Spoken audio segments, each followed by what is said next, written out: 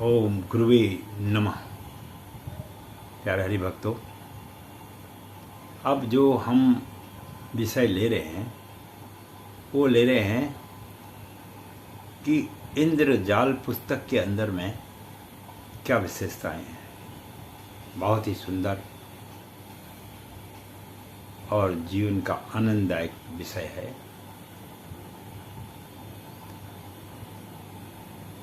इंद्रजाल जो पुस्तक है, मैंने पिछले वीडियो में आपको बतलाया था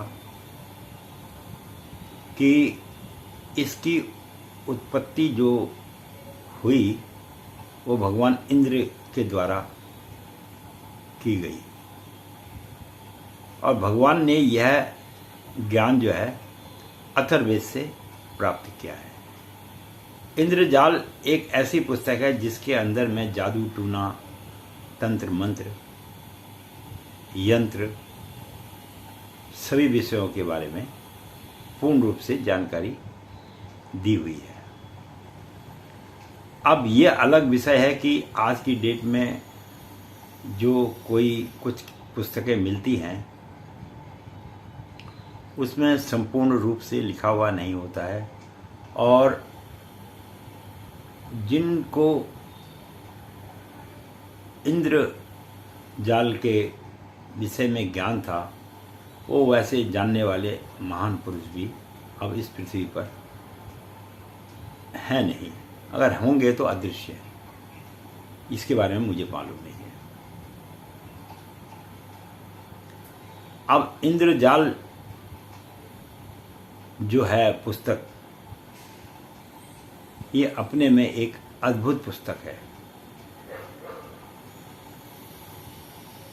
जैसे भगवान शिव को प्रसन्न करने के लिए रुद्री की पुस्तक बनाई गई और माँ भगवती को प्रसन्न करने के लिए माँ दुर्गा सप्तशती बनाई गई, इसी प्रकार तंत्र मंत्र यंत्र को शुद्ध करने के लिए इंद्र जाल नामक पुस्तक का निर्माण हुआ और इसका जो निर्माण किया वो तो ऋषियों ने किया था, अलग अलग ऋषियों ने किया है, लेकिन इसको एकत्रित करके ब्रह्मा और नारद जी ने इंद्र को यह ज्ञान सबसे पहले दिया और इंद्र ने इसी ज्ञान के बदौलत या इसी ज्ञान के आधार पर इंद्रासन ले लिया था। यहाँ तक तो आपको बात समझ में आ गई। अब मैं इस विषय में तुम्हें एक बहुत ही सूक्ष्म रूप से एक बहुत सुंदर इंद्रजाल की हकीकत की कहानी बतला रहा हूं और बिल्कुल सत्य बात पे आधारित है। आज से करीबन 70 बरस पहले की बात है। हमें ये बात हमारे पिताजी ने बताई थी। अब सत्यता के विषय में तो हम ये कह सकें कि पिता अपने बेटे के सामने असत्य बात तो बोलेगा नहीं। माता पिता जब भी बात बच्चे को बताते हैं, कोई पहले के लोग इतने असत्य नहीं बोलते थे जितना कि आज लोग असत्य बोलना लोगों ने शुरू कर दिया है। तो हमारे पिताजी भी पूजा पाठ का काम करते थे और वह व्यक्ति भी पूजा पाठ का काम करते थे। तो पूजा पाठ करने वाले जो पंडित होता है वो अधिकांश ये तंत्र मंत्र यंत्र वाली विद्याओं पर विशेष न ध्यान देता है, न इनकी ओर आकर्षित होता है। तो उस समय हमारे पिताजी के एक मित्र थे जानकार में और उनके हमारे पिताजी गुरु भी थे। तो वह बालक ऐसे ही होगा करीबन आपके 15-16 साल का।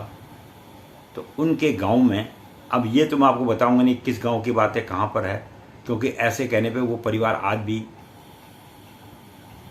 सही सलामत है।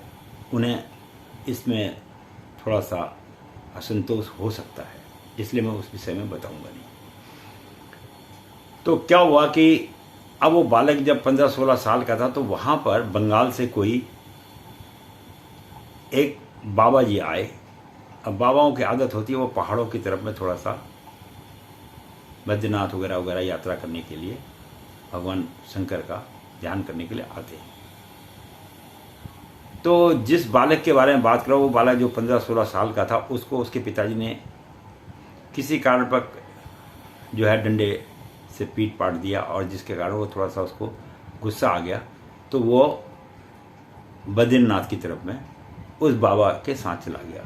तो उस समय में बद्रीनाथ जाने में रास्ते वगैरह होते नहीं थे, पैदल जाना पड़ता था।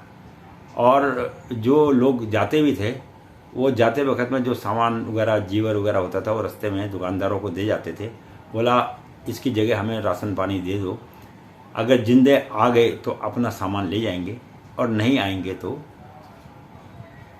हर हर महादेव हो जाएगी। और ऐसा हुआ भी है कि बद्रीनाथ उस समय जो लोग जाते थे काफ़ी हद तक लोग वापस नहीं आ पाते थे, क्योंकि इतना घनघोर बियावान जंगल था। कभी आदमी भूख से ही नहीं, जानवरों के भी भय होता था। आज तो वहाँ वाहन वगैरह चलने लग गए हैं। खैर कोई बात नहीं, ये बड़ी लंबी चौड़ी बात हो जाती है, फिर भी मैं आपको बताता हूँ शॉर्ट में। तो जब वो बालक बद्रीनाथ वगैरह की यात्रा कर चुका था, तो उसके बाद वो उस बाबा के साथ में, वो बंगाली बाबा था, और उस बंगाली बाबा के साथ में वो बंगाल की तरफ को निकल गया। अब कामाक्षा देवी का एक मंदिर है जहाँ पर थोड़ी सी तंत्र विद्या की सिद्धि की जाती है। मैं तो वहाँ तक गया नहीं हूँ, झूठ क्यों बोलूँ आपसे। कई बार ऐसा होता है जीवन में, हर जगह आदमी नहीं जा पाता है, और ना ही मैं इस विषय पे ज़्यादा इच्छा प्रकट करता हूँ, क्योंकि ये बड़ा एक उटपटांग विषय है। ज्योतिष शास्त्र और वेद शास्त्र अलग चीज़ है, लेकिन इंद्रजाल संबंधी जो ज्ञान है ये अपने में एक अद्भुत शास्त्र है। इसको भी आप शास्त्र ही कहेंगे, क्योंकि माया रूपी जाल है, इसमें आदमी भ्रमित हो जाता है।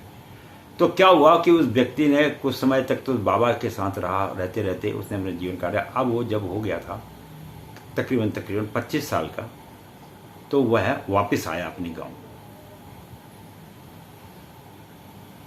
मैं ये बात आपको आपके कानों सुनी, जो माता पिताजी ने मुझे बतलाया, मैं उस विषय में बात कर रहा हूँ, क्योंकि मैंने उस व्यक्ति के पिता के बेटे को तो देखा है, लेकिन उनके पिताजी को मैंने नहीं देखा है। उनके पिताजी तो खैर अब उनका ध्यान, अब उनके बच्चे वगैरह भी मेरे हिसाब से शायद हैं या नहीं है, वो मेरे को काफ़ी समय से संपर्क नहीं है। तो जब वो वापस आया, तो आने के बाद उसके पिताजी तो पूजा पाठ में कहीं चले गए थे। अब पुत्र का स्नेह जो है एक बहुत बड़ा स्नेह होता है। जिस प्रकार महाभारत के युद्ध में द्रोणाचार्य ने चक्रव्यूह की रचना करते समय अपने बेटे को चक्रव्यूह तोड़ने का जब शिक्षा दे रहे थे, तो अर्जुन भी साथ में जाके बैठ गया और उन्होंने चक्रव्यूह तोड़ने का शिक्षा वहाँ प्राप्त की। उसी प्रकार से जो वो व्यक्ति विद्या सीख के आया था, उसने आने के बाद अपने बेटे को इंद्रजाल, जो ज्योतिष, जो इंद्रजाल, जो ये जादू वाली किताब है, इंद्रजाल को जादू की किताब कहा जाता है, उसके विषय में थोड़ा सा उसने ज्ञान दिया। अब ये बच्चा जब वो विद्या सीख के आ गया, तो बाद में उसका उसमें कोई ज़्यादा रुचि नहीं थी। वो अपना पूजा पाठ, शादी ब्याह वगैरह कराने में गांव के पंडित ठहरे, अपने चले गए। तो पहाड़ों में क्या होता है कि जब कहीं विवाह वगैरह होता था, तो उसके लिए वहाँ तक पहुँचने में कई बार 2-2 दिन भी लग जाते हैं, क्योंकि उसमें सड़क का तो कोई साधन था नहीं। 2-2 साल भी लग जाते थे। अब वहाँ वो पहुँच गया कहीं विवाह वगैरह करने के लिए, और विवाह में आज की तरह का तो विवाह है नहीं जो 1 घंटे में विवाह करके घर आ जाए। उसमें विवाह में 2-1 दिन लग जाते थे, क्योंकि कोई पूजा और भी होती थी, पहले गणेश पूजा फिर दूसरी पूजा होते हैं, 3 दिन तक लगाता था। तो इस प्रकार से पंडित को 3 दिन तक जजमान के घर ही रहना पड़ता था। बिल्कुल सत्य कथा सुना रहा हूँ आपको, सत्य, बिल्कुल सत्य बात है ये। इसमें कहीं पर भी लेस मात्र झूठ का कोई अंश नहीं है। तो अब उसके बाद वो जब वहाँ चला गया तो उसने अपने बेटे को विद्या तो सिखा दी, इंद्रजाल वाली। तो उसके बेटे ने क्या करा, उनके उस समय में एक जिसकी हम मिठाई बनाते हैं, इसको हम पेठा कहते हैं। अब आप लोग यहाँ क्या कहते हैं मुझे नहीं पता, उसे पेठा भी कह सकते हैं और ये पहाड़ी भाषा में उसको भुज कहते हैं, भुज।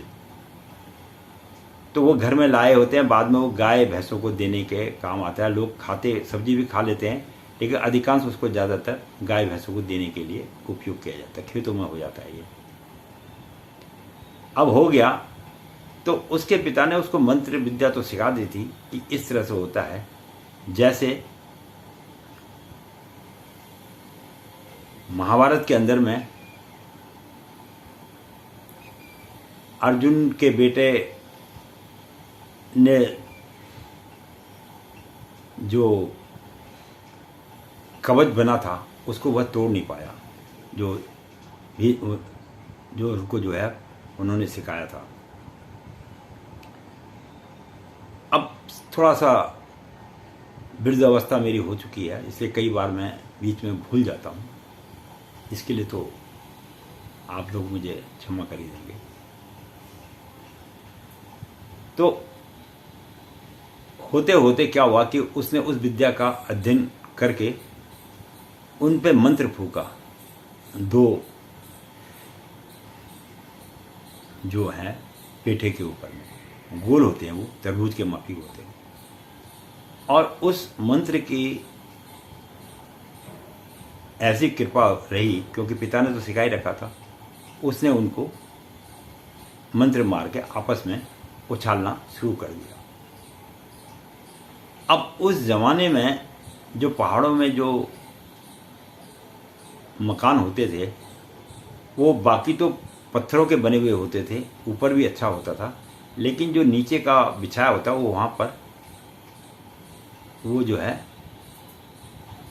तख्त के ऊपर में गोबर लगा के व्यक्ति उसके अंदर में रहता था। और उसको पाल कहा जाता है। क्या कहा जाता है उसे? पाल कहा जाता है। तो अब मंत्र की ऐसी कृपा हुई कि वो दोनों आपस में लड़ने लग गए। दोनों पेठे आपस में लड़ने लग गए। अब लड़ने लग गए तो इतने लड़ने लगे कि जो नीचे का जो हाथ से लिपा हुआ, गोबर से लिपा हुआ जो पाल था, यानी जिसको फर्श कहते हैं, वो उधड़ने लग गया। अब मंत्र के द्वारा तो उसने शुरू तो कर दिया। अब वो आपस में दोनों लड़ते रहे और उन्होंने उस पूरे मकान में उधम मचा दिया। ये बिल्कुल सत्य बात बता रहा हूँ आपको। उधम मचा दिया। तो उसके बाद क्या हुआ, अब उसको बोला कि भाई इसको रोक। उसके घर में उसकी जो दादी थी और जो माता वगैरह थी, उन्होंने बोला इसको रोक। अब वो रोके कैसे? ये तो वही हो गई जैसे महाभारत में उसने ब्रह्मास्त्र तो चला दिया किसने?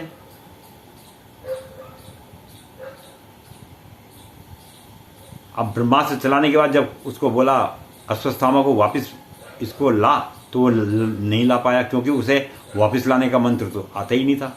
भेजने का मंत्र तो बाप ने सिखाया था, लेकिन वापस लाने का मंत्र वो पिता से सीख नहीं पाया था। इसी प्रकार से इस बालक ने भी ये मंत्र पिता से नहीं सीख पाया था कि इसको कैसे रोका जाए। अब क्या हुआ कि ये तो पता था ही उसकी माँ को और उसकी दादी को कि हमारे पिताजी फलानी जगह गए हैं और वहाँ पर जाकर तो पूजा पाठ कर उनको वापस बुलाना पड़ेगा, तभी ये शांत हो पाएंगे। ये मैं इंद्रजाल की पुस्तक के बारे में बता रहा हूँ। हालांकि मैं आपको सलाह यही दूंगा कि कोशिश जीवन में ये करना कि कभी कभी वीडियो देख के लोग क्या करते हैं, उस विषय के पीछे पड़ जाते हैं। नहीं पड़ना चाहिए। ये एक बहुत भयानक और ख़तरनाक विद्या है। इसमें दोनों प्रकार की विद्या होती है, असुरी विद्या भी होती है, देव विद्या भी होती है। अब वहां से जब गांव से आदमी को भेजा गया उस ब्राह्मण को लाने के लिए, उसके पिता को, कि आप ऐसे, तुम्हारे बेटे ने ऐसा ऐसा किया और ऐसा ऐसा कार्य हो गया, तो उसका पिता उस विवाह को कराने के लिए किसी और पंडित का इंतजाम वहां करके स्वयं वापस घर को आ गया। और आने के बाद उसके पिता ने मंत्र फूंक के उसको शांत किया। शांत तो हो गया, लेकिन उसके पिता को क्रोध बहुत आया, क्योंकि अब वो एक विशेष काम से गया था। अब गांव के अपने जजमान होते हैं, यजमानों के बच्चों का विवाह वगैरह, व्रत बंध वगैरह करना है, कहीं है। उसे बड़ा क्रोध आया और क्रोध आके उसने बोला, हाँ, मुझे मेरे गुरु, बंगाली गुरु ने मुझे ये शिक्षा दी थी कि ये विद्या उसी को सिखाना जो इसके योग्य हो, और या तुम इसका प्रयोग स्वयं करना, अन्यथा इसका प्रयोग मत करना। तो वह गुस्से में घर आया और आने के बाद उसने अपने बच्चे को बहुत डांटा, और डांटने के बाद बोला, बेटा ऐसा है। हालांकि उसका बेटा भी ये पंडिताई वगैरह का कार्य करता था।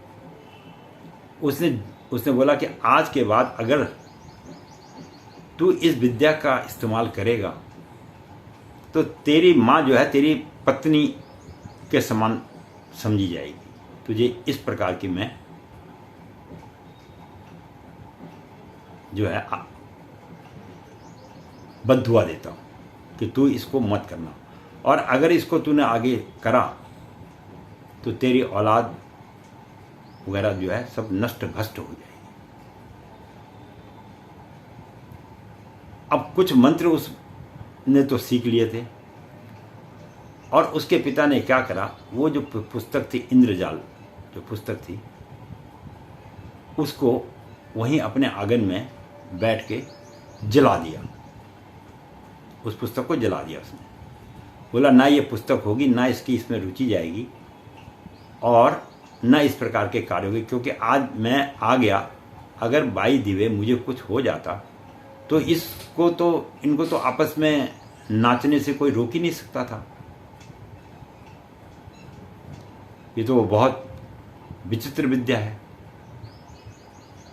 तो इंद्रजाल जो पुस्तक है, उसके अंदर में आदमी को, व्यक्ति में अगर मंत्र सिद्धि कर लिए तो वह कुछ भी बना सकता है। उसे कुत्ता, हाथी, घोड़ा, जो मर्जी वो चाहे उस व्यक्ति को बना सकता है।